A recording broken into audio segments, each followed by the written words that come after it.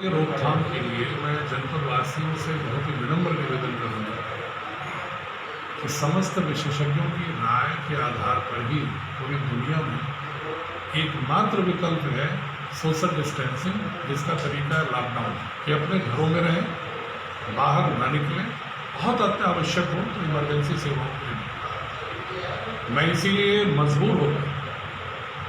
चूँकि लोगों के स्वास्थ्य के हित में आवश्यक हो गया है कि यदि कोई किसी क्षेत्र विशेष में अनुशासन का पालन नहीं करता और अनावश्यक भ्रमण करता है तो उस सीमित क्षेत्र में मुझे पूर्ण कर्फ्यू, पूर्ण प्रतिबंध लगाना लोकहित में,